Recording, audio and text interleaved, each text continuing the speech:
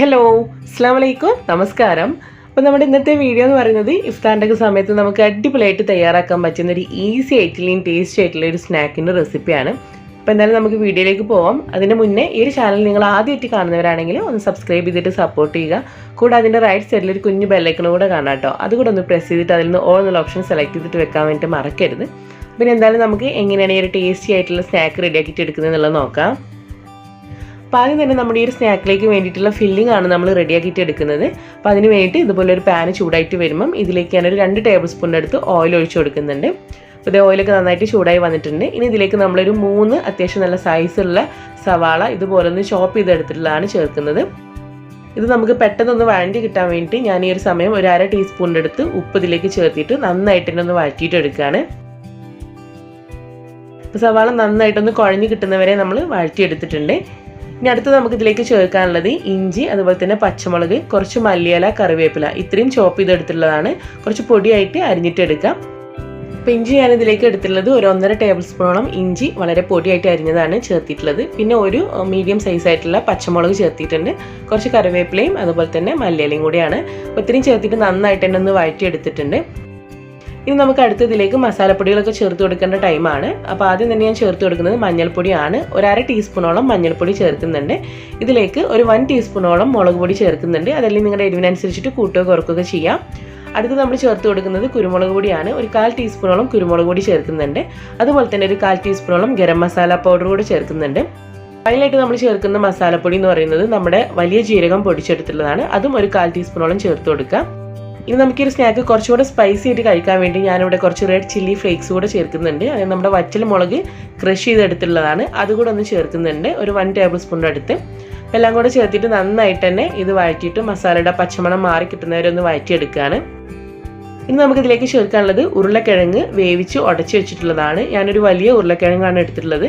നന്നായിട്ട് വേവിച്ച് അതിൻ്റെ തൊലിയൊക്കെ മാറ്റിയെടുത്ത് നന്നായിട്ട് തന്നെ ഉടച്ചെടുത്ത് ഇതിലേക്ക് ചേർത്തിട്ട് നന്നായിട്ട് ഈ ഒരു മസാലയായിട്ട് മിക്സ് ചെയ്തിട്ട് എടുക്കുകയാണ്.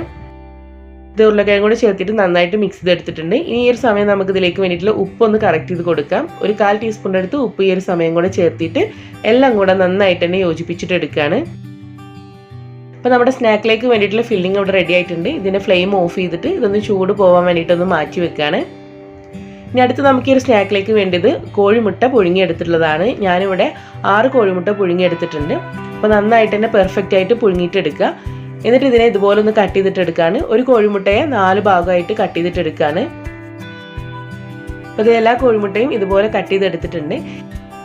ഇനി നമുക്ക് ഇതിൽ നിന്നും ഒരു 1-2 മഞ്ഞക്കുരു മാത്രം എടുത്തിട്ട് ഇതിലൊന്ന് പൊടിച്ച് ചേർത്ത് കൊടുക്കാം, നമ്മൾ നേരത്തെ റെഡിയാക്കിയിട്ടുള്ള ഫില്ലിങ്ങിൻ്റെ കൂടെ. ഇനി നമുക്കിതിലേക്ക് ചേർക്കാനുള്ളത് ബ്രെഡ് പൊടിച്ചതാണ്. അപ്പോൾ ഞാനിവിടെ നേരത്തെ ബ്രെഡ് പൊടിച്ച് വെച്ചിട്ടുണ്ടായിരുന്നു. അതിൽ നിന്നും കുറേശ്ശെ ബ്രെഡ് പൊടിച്ചതിലേക്ക് ചേർത്തിട്ട് മിക്സ് ചെയ്തിട്ട് എടുക്കുകയാണ്. നമുക്ക് ജസ്റ്റ് കൈ വെച്ചിട്ട് മിക്സ് ചെയ്യുമ്പോഴായിരിക്കും കറക്റ്റ് ആയിട്ടുള്ള അതിൻ്റെ ആ ഒരു പരുവം നമുക്ക് മനസ്സിലാവുക. നമുക്ക് ഉരുട്ടിയെടുക്കാൻ പാകത്തിനുള്ള ഒരു കൺസിസ്റ്റൻസിയാണ് ഇതിന് വേണ്ടത്. അപ്പോൾ അതുകൊണ്ട് കൈ വെച്ചിട്ട് തന്നെ മിക്സ് ചെയ്യാം. ഞാൻ വീണ്ടും 2-3 ടേബിൾ സ്പൂണോളം ബ്രെഡ് പൊടിച്ച് ഇതിലേക്ക് ചേർത്തിട്ടുണ്ട്. അത് നിങ്ങൾ കുഴച്ചെടുക്കുന്ന സമയത്ത് നിങ്ങൾക്ക് മനസ്സിലാവും, നിങ്ങളുടെ കയ്യിൽ സ്റ്റിക്ക് ആവാണ്ട് ഇങ്ങനെ നിങ്ങൾക്ക് ഉരുട്ടിയെടുക്കാൻ പാകത്തിന് ആവുന്നവരെ ബ്രെഡ് പൊടിച്ച് ചേർത്ത് കൊടുക്കാം. അപ്പോൾ ഇത് നല്ല കറക്റ്റ് ആയിട്ടുള്ള പരുവായിട്ടുണ്ട്. ഇനി നമ്മൾ ഇതിൽ നിന്നും ഒരു പോർഷൻ എടുത്തിട്ട് ഇതുപോലെ ബോൾസ് ആയിട്ട് എടുക്കുകയാണ്. നമ്മുടെ കയ്യിൽ കുറച്ച് ഓയിലും കാര്യങ്ങളൊക്കെ ഒന്ന് ആക്കി കൊടുത്തതിന് ശേഷം നമ്മുടെ കയ്യിൽ വെച്ചിട്ട് ഇതിനൊന്ന് പരത്തി കൊടുത്ത് ഇതിനകത്ത് നമ്മളിപ്പോൾ പുഴുങ്ങി വെച്ചിട്ടുള്ള ആ കോഴിമുട്ടയുടെ ഒരു പാർട്ട് എടുത്തിട്ട് ഇതിനെ നന്നായിട്ട് തന്നെ ഒന്ന് കവർ ചെയ്തിട്ട് എടുക്കുകയാണ്. ഇതുപോലെ നന്നായിട്ടൊന്ന് ഉരുട്ടിയെടുക്കുകയാണ്. അതിനുശേഷം ഇതുപോലെ നമ്മുടെ ഉന്നക്കായുടെ ഒക്കെ ഷേപ്പിൽ ഓവൽ ഷേപ്പിലാണ് നമ്മളിത് റെഡിയാക്കിയിട്ട് എടുക്കുന്നത്. അപ്പോൾ നന്നായിട്ട് തന്നെ എൻ്റെ ഒക്കെ നല്ല ഫിനിഷിങ്ങോട് കൂടിയിട്ട് തന്നെ ഒന്ന് ഷേപ്പ് ചെയ്തിട്ട് എടുക്കുക. ഇതേ രീതിയിൽ നമുക്ക് ബാക്കിയുള്ള ഫില്ലിങ്ങും മുട്ടയും ചേർത്തിട്ട് ഇതേ ഷേപ്പിൽ തന്നെ റെഡിയാക്കിയിട്ട് എടുക്കാം. അപ്പോൾ നമ്മൾ എടുത്തിട്ടുള്ള കംപ്ലീറ്റ് ഫില്ലിങ്ങും അതുപോലെ തന്നെ മുട്ടയും വെച്ചിട്ട് ഇതേ രീതിയിൽ നമ്മൾ ഷേപ്പ് ആക്കിയിട്ട് എടുത്തിട്ടുണ്ട്.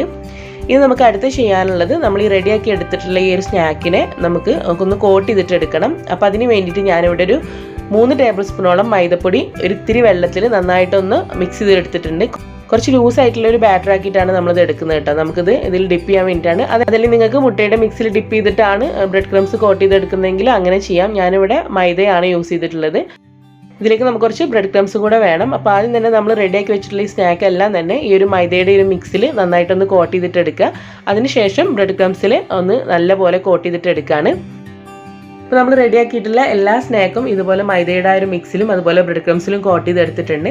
ഇനി നമുക്ക് നെക്സ്റ്റ് ഇത് ഫ്രൈ ചെയ്യാന്നുള്ളതാണ്. അപ്പോൾ അതിന് വേണ്ടിയിട്ട് ഞാനിത് പാനിൽ ഓയിൽ ഒഴിച്ച് ചൂടാക്കിയിട്ടുണ്ട്. ഇതിലേക്ക് നമ്മൾ എടുത്തിട്ടുള്ള സ്നാക്ക് 1, 2, 3 ബാച്ചായിട്ട് ചേർത്തിട്ട് ഒന്ന് ഫ്രൈ ചെയ്തിട്ട് എടുക്കാണ്. രണ്ട് വശവും നല്ല ലൈറ്റ് ഗോൾഡൻ ബ്രൗൺ കളർ ആവുന്നവരെ ഒന്ന് ഫ്രൈ ചെയ്തിട്ട് എടുക്കുക. കരിഞ്ഞു പോവാതെ പ്രത്യേകം ശ്രദ്ധിക്കുക. കാരണം ബ്രെഡ് ക്രംസ് കോട്ട് ചെയ്തെടുത്തുകൊണ്ട് തന്നെ നമ്മൾ ഫ്ലെയിം കൂടി കഴിഞ്ഞാൽ പെട്ടെന്ന് പുറകുവശം അങ്ങനെ കരിഞ്ഞു പോകാനൊക്കെ ചാൻസ് ഉണ്ട്. അപ്പോൾ അതുകൊണ്ട് ഫ്ലെയിം ഒന്ന് അഡ്ജസ്റ്റ് ചെയ്തിട്ട് മാത്രം ഇത് ഫ്രൈ ചെയ്തിട്ട് എടുക്കുക. അങ്ങനെ നമ്മൾ നല്ല ടേസ്റ്റി ആയിട്ടുള്ള സ്നാക്ക് ഇവിടെ റെഡി ആയിട്ടുണ്ട്. ഇതേ രീതിയിൽ നമ്മൾ ബാക്കിയുള്ളത് കംപ്ലീറ്റും ഒന്ന് ഫ്രൈ ചെയ്തിട്ട് എടുക്കാണ്. അപ്പോൾ നല്ല ടേസ്റ്റി ആയിട്ടുള്ളൊരു സ്നാക്കാണിത്. ഇഫ്താറിൻ്റെ സമയത്തൊക്കെ ഉണ്ടായി കഴിഞ്ഞാൽ നല്ല ടേസ്റ്റോട് കൂടിയിട്ട് കഴിക്കാൻ പറ്റുന്നതാണ്. നിങ്ങളെല്ലാവരും തന്നെ ഒന്ന് ട്രൈ ചെയ്തിട്ട് നിങ്ങളുടെ ഫീഡ്ബാക്ക്സ് അറിയിക്കുക. വീഡിയോ ഇഷ്ടമായാൽ ഫ്രണ്ട്സിലേക്കും റിലേറ്റീവ്സിലേക്കും ഒന്ന് ഷെയർ ചെയ്തിട്ട് കൊടുക്കുക. പിന്നെ ഇൻഷാ അല്ലാഹ് നമുക്ക് അടുത്ത വീഡിയോ ആയിട്ട് കാണാം. താങ്ക്